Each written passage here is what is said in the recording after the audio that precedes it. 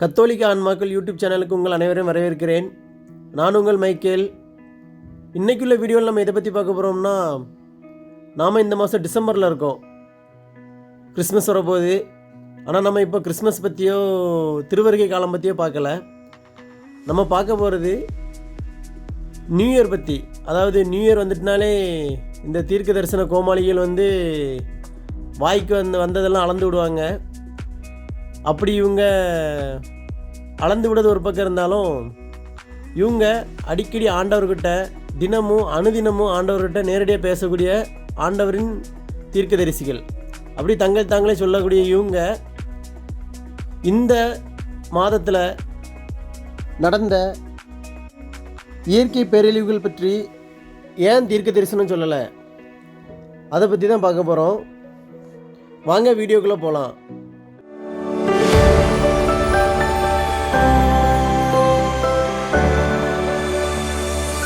ஆண்டவர் நம்ம ஜெபம் பண்ணோம். அதனால் புயல் காற்றை வலுவிளக்க செய்துட்டார், திசை திருப்பி விட்டார்.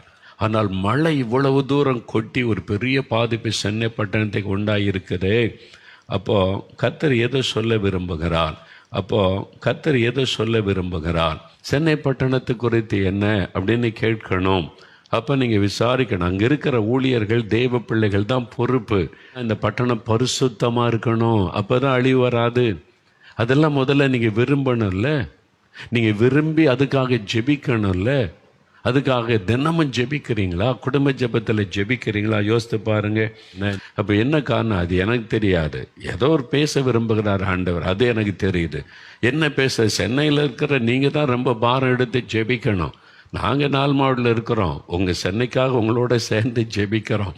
நீங்கள் தான் கேட்கணும் ஆண்டவர்கிட்ட. நீங்கள் தான் அங்கே இருக்கிறீங்க, நாங்கள் நால்மாவில் இருக்கிறோம். இடைவிடாத கனமழையால் தூத்துக்குடி மாவட்டம் வெள்ளத்தில் மிதக்கிறது. தூத்துக்குடியின் நிலைமை தற்பொழுது எப்படி இருக்கிறது? களத்திலிருந்து நமது செய்தியாளர் ராஜா சலமன் தரும் தகவல்களை கேட்கலாம்.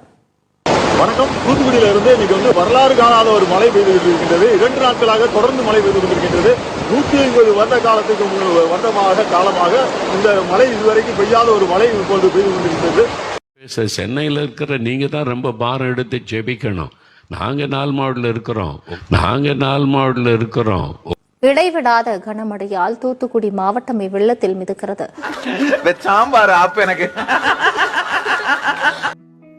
போன வீடியோ பார்த்துருப்பீங்க. அதில் நம்ம தீர்க்கதரிசி மோயின் சிலாசர் அவர் என்ன சொல்லியிருப்பாருன்னா, சென்னையில் உள்ள பாஸ்டர்களும் சென்னையில் உள்ள மக்களும் ஒழுங்காக ஜெபம் பண்ணல அப்படிங்கிற மாதிரியும், இவர்களோட ஜெபத்தால் தான் கடவுள் புயலை வலுவிளக்க செஞ்சாருன்னு சொல்லியிருப்பார். ஆனால் அதுக்கடுத்து சரியாக ஒரே வாரத்தில் தூத்துக்குடி மாவட்டத்தில், அதாவது அன்னை இருக்கக்கூடிய மாவட்டத்திலே மழை வெளுத்து வாங்கி ஏகப்பட்ட பேரழிவுகளை கொடுத்துருக்கு. அப்போது அன்னை ஒழுங்காக ஜெபம் பண்ணலன்னு சொல்ல முடியுமா? அது பரவாயில்ல. இவர் ட்ரம்ப் தான் அடுத்த அமெரிக்கா பிரசிடெண்ட்டாக வருவார்னு சொன்னார். அதுவும் நடக்கலை. ஆனால் மாதம் இந்த வாக்குத்தத்தங்கள், வருஷம் தீர்க்க தரிசனங்கள் எல்லாம் சொல்கிறாரு. ஆனால் இவரும் சரி, இவர் கூட உள்ளவங்களும் சரி, யாராவது ஒருத்தராவது ஒரு கரெக்டான தீர்க்க தரிசனம் சொல்லியிருக்காங்களா? இல்லைனா ஒரு கரெக்டான வாக்குத்தத்தம் சொல்லியிருக்காங்களா? அது கிடையாது. இப்போ அடுத்து வருவார் நம்ம அண்ணன் வின்சென்ட் செல்வகுமார். இவர் வாயை திறந்தாலே புருடாதான், வாயை திறந்தாலே பொய், வாயில் வந்ததெல்லாம் பொய். எப்படி தான் இப்படிலாம் பொய் சொல்லவைக்கு மனசு வருதுன்னு தெரில. யாராவது ஒருத்தராவது ஒரு தீர்க்க தரிசனம், சென்னையில் மழை வரப்போகுது, சென்னையில் வெள்ளம் வரப்போகுதுன்னு சொன்னாங்களா? ஒருத்தரும் சொல்லலை. இவர் நம்ம மோயின் சிலாசர் அண்ணனோட ஒரு அல்லக்கை. பெரிய தலைக்கட்டு பொய்யா சொல்லும்போது மாதிரி அல்லக்கை சொன்னாலும் அப்படி தானே இருக்கும். ரெண்டுமே சரியான ஃப்ராடு. இவரை பற்றி நான் சொல்ல வேண்டிய அவசியமே தேவையில்லை. அண்ணன் தான் கடவுளையே பரலோகத்தில் போய் நேரில் பார்த்துட்டு வந்த மிகப்பெரிய பரிசுத்தவான். கடவுளை நேரில் பார்த்துருவார், கடவுள் நேரில் கேசட்டு கொடுத்துருவார். அதை விட பெரிய காமெடி கண்டிப்பாக பிரசிடெண்ட் ட்ரம்ப்பு தான் அமெரிக்காவுக்கு மறுபடியும் பிரசிடெண்ட் ஆவார், தேவன் என்கிட்ட நேரில் சொன்னார் அப்படின்னு சொன்ன ஆள். ஆனால் இவரும் இந்த சென்னை வெள்ளத்தை பற்றியோ, சென்னை அழிவு பற்றியோ, தென் மாவட்டங்கள் நடந்த அழிவு பற்றியோ, தென் மாவட்டங்கள் நடந்த வெள்ளத்தை பற்றியோ ஒரு தீர்க்க தரிசனமும் சொல்லலை, ஒரு வாக்குத்தத்தமும் சொல்லலை. ஆனால் தினமும் அனுதினமும் கர்த்தருடைய ராஜ்யத்தில் நாங்கள் பேசிகிட்டு இருக்கோம், கர்த்தர்கிட்ட பேசிகிட்டு இருக்கோம், உபவாசம் இருக்குன்னு சொல்கிறாங்க. ஆனால் இவருக்கும் கர்த்தர் சொல்லலை. அப்போ இவர் இவ்வளோ நாள் சொன்ன தீர்க்க தரிசனம் என்ன கணக்கில் சொன்னார்னு தெரில. அது மக்கள் தான் புரிஞ்சுக்கிடணும் இவர் எப்படிப்பட்ட தீர்க்க தரிசின்னு. இவர் நம்ம அண்ணன் பால்தினகரன் அவர்கள். இவர் ஃபுல்லாக ஆசீர்வாத செய்தி, நற்செய்தி செய்தி, குடும்ப ஆசீர்வாதம், காணிக்கை ஆசீர்வாதம் பற்றி தான் பேசுவார். அப்பப்போ தீர்க்க தரிசனம் சொல்லுவார். இந்தியாவில் ஆட்சி மாற்றம் வந்துடும், தமிழ்நாட்டில் ஆட்சி மாற்றம் வந்துடும், நார்த் இந்தியாவில் ஆட்சி மாற்றம் வந்துடும், எல்லாம் சொல்லுவார். ஆனால் ஒன்றும் நடக்காது. ஆனால் அண்ணன் அவரோட குடும்பத்துக்கு மட்டும் சொத்துக்கு மேலே சொத்து சேர்த்துக்கிட்டே இருப்பார். அதை பற்றி யாரும் கேட்டுறக்கூடாது. இவர் எப்படிப்பட்ட ஊழியக்காரர்னு மக்களுக்கு தெரியும்னு நினைக்கேன். கடைசியாக நம்ம பார்க்க போகிறது தான் ஒரு மிகப்பெரிய ஊழியக்காரர். என்ன வந்துட்டார்ல நம்ம அண்ணன் எம்டி ஜெகன். தும்முனா உலகம் அழிஞ்சிரும்னு சொல்லிடுவார். அங்கே அமெரிக்க பிரசிடெண்ட்டுக்கு காய்ச்சல் இதான் கடைசி காலம், இதான் கடைசி அடையாளம்ன்றவார். இங்கே இஸ்ரேலுக்குள்ள ஒரு போர் இதுதான் கடைசி காலம், இதுதான் அடையாளம், இதுதான் தீர்க்க தரிசனம் நிறைவேறிட்டு அப்படிம்பாரு. இவரை வச்சு என்ன செய்யணும்னே தெரில.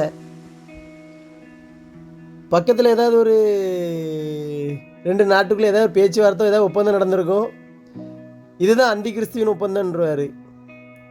கேட்டால் தன்னைத்தானே தீர்க்க தரிசனம் சொல்லிடுவார், தன்னைத்தானே மிகப்பெரிய பைபிள் விஞ்ஞானின்னு சொல்லிடுவார்.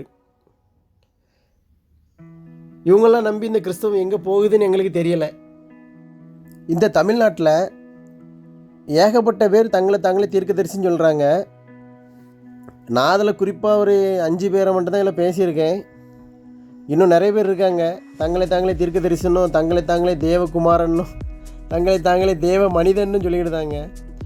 ஆனால் இவங்க எந்த வகையில் தேவ மனிதனாக இருக்காங்க, எந்த வகையில் தீர்க்க தரிசியாக இருக்காங்கன்னு யாருக்குமே தெரில. கேட்டால் நாங்கள் கடவுள்கிட்ட டேரெக்டாக பேசுகிறோம்னு சொல்கிறாங்க. ஆனால் கடவுள் சொல்லக்கூடிய தீர்க்க தரிசனம் எப்படி நிறைவேறாமல் போகும்?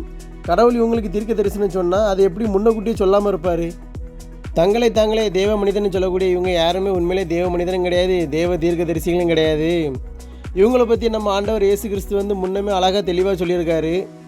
மத்தேயு நற்செய்தி 24வது அதிகாரம் 5வது வசனத்தில், ஏனெனில் பலர் என் பெயரை வைத்து கொண்டு வந்து நானே மெசியா என்று சொல்லி பலரை நெறிதவர செய்வர். இப்படி ஆண்டவர் பல ஆண்டுகளுக்கு முன்பாகவே தெளிவாக சொல்லிட்டாரு. என் பெயரை வைத்து கொண்டு போலி தீர்க்க தரிசிகள் வருவார்கள், நானே மெஸ்ஸியா, அதாவது இயேசு தான் மெஸ்ஸியான்னு சொல்லிட்டு வருவாங்க. ஆனால் இவங்க இயேசுக்கு ஊழியம் செய்ய மாட்டாங்க, தங்கள் வயிற்றுக்கு தான் ஊழியம் செய்வாங்க, பொய்களையும் பித்தலாட்டங்களையும் செய்வாங்க அப்படின்னு நம்ம ஆண்டவர் இயேசு கிறிஸ்து 2000 ஆண்டுகளுக்கு முன்னாடியே சொல்லிட்டு போயிட்டார். அதனால் இந்த போலி தீர்க்க தரிசிகள் பின்னாடி செல்லாமல் நம் தாய் ஒரே கத்தோலிக்க திருச்சபையின் பின்னால் செல்வோம், கத்தோலிக்க பிள்ளைகளாக ஒன்றிணைவோம்.